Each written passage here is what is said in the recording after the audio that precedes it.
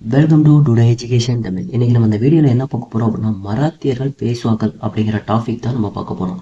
இதுக்கு முன்னாடி மராத்தியர்கள் அப்படிங்கிற வீடியோ வந்து டீட்டெயிலாக போட்டிருந்தோம். அதாவது சிவாஜியை பற்றி கொரில்லா போர் முறை எல்லாருமே பின்பற்றிருந்தாங்க அப்படிங்கிற வீடியோ போட்டிருந்தோம். அதோட கண்டினியூட்டி தான் பேஷ்வாக்கள் அப்படிங்கிறத நம்ம இந்த வீடியோவில் பார்க்க போகிறோம். சரிங்களா? ஸோ அந்த வீடியோவை பார்க்காதவங்க டிஸ்கிரிப்ஷனில் லிங்க் கொடுத்துருந்தேன், மறக்காமல் அந்த வீடியோவை பார்த்துட்டு வந்துடுங்க. சரிங்களா? பேஷ்வாக்கள் அப்படிங்கிற பார்க்குறதுக்கு முன்னாடி இப்போ பேஷ்வாக்கள் ஆட்சி பண்ணவர் யார் அப்படின்னு பார்த்தோம் அப்படின்னா, பாலாஜி விஸ்வநாத், முதலாம் பாஜிராவ், பாலாஜி பாஜிராவ், இந்த 3 பேரை பற்றி தான் நம்ம படிக்க போகிறோம். இதுக்கு முன்னாடி பேஷ்வாக்கள், அதாவது மராத்தியர்களை தொடர்ந்து எப்படி பேஷ்வாக்கள் வந்தாங்க அப்படிங்கிறத டீட்டெயிலாக ஒரு சின்னதாக பார்த்துட்டு வந்துடலாம். சரிங்களா? ஓகே, இதை வந்து நம்ம ஏற்கனவே மராத்தியர்களில் சிவாஜியை பற்றி படிக்கும்போது இந்த இதை நம்ம பார்த்துருந்தோம். இருந்தாலும் இந்த வீடியோவில் ஒரு சின்னதாக எக்ஸ்பிளைன் மட்டும் பண்ணிடலாம். சரிங்களா? அதாவது சிவாஜி வந்து முதல்ல ஆட்சி பண்ணுறாரு மராத்தியர்களில்.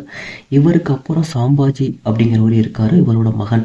இன்னொரு மகன் ராஜாராம், இவருக்கு மனைவி வந்து தாராபாய், அவரோட மகன் வந்து 2ஆம் சிவாஜி. சரிங்களா? அதாவது சிவாஜி இருக்காப்புல. ஸோ இவரோட மகன் சாம்பாஜி முகலாயரால் கொலை செய்யப்படுறாரு. சாஹு சிறைக்கு போயிடுறாரு. சரிங்களா? இந்த டயத்தில் என்ன ஆகுதுன்னா, ராஜாராமோட மனைவி தாராபாய் வந்து ஆட்சி பண்ணுற மாதிரி இருக்காரு.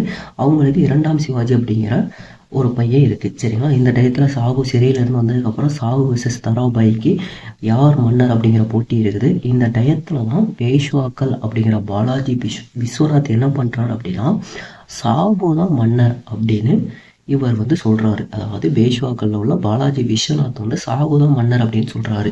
இந்த டயத்தில் சாகு என்ன பண்ணுறாரு, ஓகே நான் மன்னராக இருக்கிறேன் அப்படிங்கிற மாதிரி டயத்தில் ஓய்வு எடுக்கிறதுக்காக போயிட்டு பேஷ்வாக்கள்கிட்ட நிர்வாகம் பண்ணுறதுக்கு கொடுத்துட்டு போயிடுவார். சரிங்களா? அந்த டயத்தில் என்ன பண்ணுறாரு அப்படின்னா, அதாவது சாகு தான் மன்னர் அப்படின்னு சொன்னதுக்கு அப்புறம் இவர் ஓய்வெடுக்க போயிடுவார், பேஷ்வாக்கள் நிர்வாகத்தை நடத்தும். சரிங்களா? இந்த டைம் இதுக்கப்புறம் ஒரு டீட்டெயிலாக பார்க்கணும் அப்படின்னு நம்ம பார்த்தோம் அப்படின்னா, அதாவது ராஜாராம் சொன்னோம்னா, ராஜாராம் தாராபாய் அதோட இன்னொரு மனைவி ராஜாபாய் இருக்கும். சரிங்களா? இவங்களுக்கு 2ஆம் சாம்பாஜி அப்படிங்கிற ஒரு மகன் இருக்கும். இந்த 2ஆம் சாம்பாஜி, அதாவது 2ஆம் சிவாஜி விசஸ் 2ஆம் சாம்பாஜி, இவங்களுக்குள்ள ஒரு போட்டி நடந்துட்டு இருக்கும். இதுலேயுமே சாகுதான் மன்னர் அப்படின்னு சொல்லிருப்பாங்க. சரிங்களா? இவ்வளோ டீட்டெயிலாக நம்ம போக தேவையில்லை. அதாவது சிவாஜியோட மகன் வந்து சாம்பாஜி முகலாயரால் கொலை பண்ணுறாரு. சாகு சிறைக்கு போயிடுறாரு. சாகு சிறையிலேருந்து வர்ற டயத்தில் தாராபாய்க்கும் சாகுக்கும் யார் ஆட்சி பண்ணணும் அப்படிங்கிற மாதிரி இருக்குது. அந்த டயத்தில் பேஷ்வா என்ன பண்ணுறாங்க அப்படின்னா, பேஷ்வாக்கள் அப்போ தான் உள்ளே வராங்க. பாலாஜி விஸ்வநாத் என்ன பண்ணுறாரு அப்படின்னா, சாகு தான் மன்னர் அப்படின்னு நியமிக்கிறாரு. அந்த டயத்தில் சாகு என்ன பண்ணுறாரு அப்படின்னா, ஓய்வெடுக்க போயிடுறாரு. பேஷ்வாக்கள் நிர்வாகம் ஆரம்பிக்கு. சரிங்களா? இப்படி தான் பேஷ்வாக்கள் அப்படிங்கிறது உள்ளே வருது. சரிங்களா? இப்போ நம்ம பேஷ்வாக்களை டீட்டெயிலாக பார்த்துடலாம். மராத்தியர்கள் பேஷ்வாக்கள். பாலாஜி விஸ்வநாத் இவரோட ஆட்சி காலம்னு பார்த்தோம்னா 1713 டு 1720. முதலாம் பாஜிராவ் 1720 டு 1740. பாலாஜி பாஜிராவ் 1740 டு 1761. எல்லாமே ஒரு 20 வருஷம் இருக்கிற மாதிரி இருக்கும். சரிங்களா? இவங்களோட 3 பேரோட வந்து மட்டும் டீட்டெயிலாக பார்த்தோம் அப்படின்னா பேஷ்வாக்கள் அப்படிங்கிற டாபிக் நம்ம கொஞ்சம் ஓகே டீட்டெயிலாக பார்த்துருக்கோம். பாலாஜி விஸ்வநாத் அதாவது பேஷா என்பதை பரம்பரை பதவியாக கொண்டு வந்தவர் இவர் தான். முதல் பேஷ்வா யார் அப்படின்னு கேட்டாலும் பாலாஜி விஸ்வநாத் தான். சாகுவ மன்னராக யார் நியமனம் பண்ணார் அப்படின்னாலும் பாலாஜி விஸ்வநாத். சரிங்களா?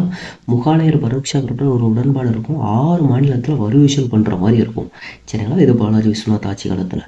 அவ்வளோ சிம்பிளாக இம்பார்ட்டன்ட் பாயிண்ட் மட்டும் பார்த்தாலே நம்மளுக்கு போதும். அதுக்கு அடுத்தது முதலாம் பாஜிராவ்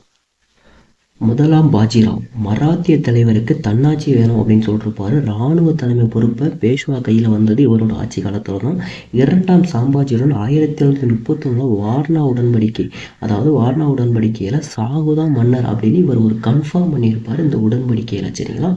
இது வந்து முதலாம் பாஜிராவில் உள்ள இம்பார்ட்டன்ட் பாயிண்ட். ஓகே, கடைசியாக பாலாஜி பாஜிராவ், அதாவது கடைசி பேஷ்வா யார் அப்படின்னு கேட்டாலும் பாலாஜி பாஜிராவ் தான். இவர் வந்து ஹைதராபாத் நிஜாமோட வாரிசுரிமை போர், அதாவது ஹைதராபாத் நிஜாமில் வந்து வாரிசுரிமை போர் நடந்துட்டு இருக்கும்.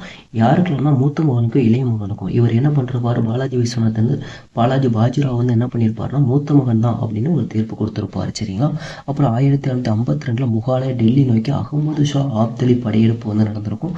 இதில் பாலாஜி பாஜிராவ் வந்து வெற்றி பெற்றிருப்பாரு. சரிங்களா?